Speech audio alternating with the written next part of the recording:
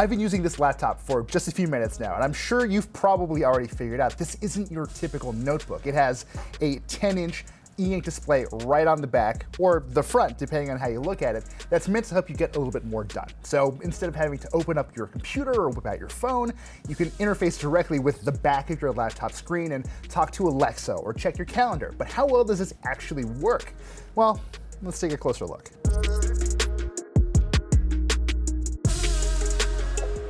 I should point out right up front that there are a few things about this laptop that just aren't final yet. The software that drives this front display, not quite there. We're also not entirely sure of the price, although Lenovo says they're targeting somewhere around $1,200 to $1,300 when it launches the ThinkBook Plus this spring.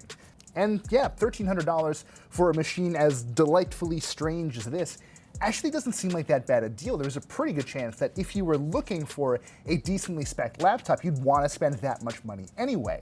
This additional screen just gives you a little bit extra that might or might not fit into your life. On a very fundamental level, you're looking at a pretty solid series of specs. You can get up to a 10th generation Intel Core i7 chipset, either 8 or 16 gigs of RAM, either a 256 or a 512 gigabyte SSD. There is also a 13.3-inch display here with an anti-glare coating. This runs at Full HD, and while it's maybe not the sharpest display we've seen at CES 2020, it's perfectly fine for the price. I certainly don't mind it, but it's not the screen that you're gonna find most interesting. It's really this thing, this monochrome e-ink display out front that is really designed to help you get a little bit more done without having to fire up anything else. And I have to tell you, the experience, it's pretty weird. Yes, you can use it to jot down notes and have them automatically saved into OneNote, and I have to say the sensitivity and the accuracy of using this stylus on this e-ink display, actually pretty great. I could see myself doing this on a pretty consistent basis.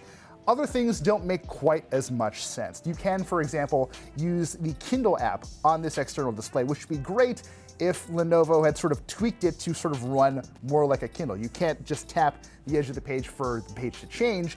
It's basically just running the full Windows Kindle app landscape on this display, which feels a little inelegant. That's the kind of thing that could theoretically be fixed in software, so it's maybe not a huge drawback, but it is one of those weird little facets that make you really wonder if something like this is worth it for you. There is also, I should point out, Alexa support built in. There are a handful of far-field microphones that can pick up voices within about 4 meters, and you can talk to Alexa and have this more or less function like a traditional Amazon Smart display. For better or worse, the experience we've seen so far in this doesn't seem to be quite done. There's no audio feedback when you talk to Alexa, so you'll get, for example, the weather window pop up when you ask for it, but you don't actually hear it say anything.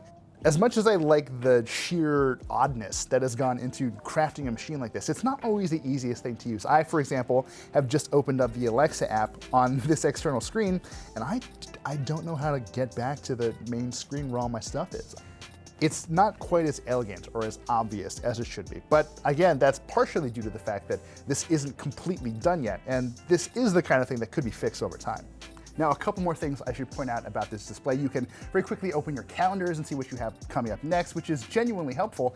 And when you have it open in front of somebody at a coffee shop while you're working on the main keyboard and display, this touch panel is not active. So no one can reach across the table and figure out where you're going to be next, which is great because I've been watching you and I don't want anyone to know anything about me ever. So ultimately, is this the right laptop for you?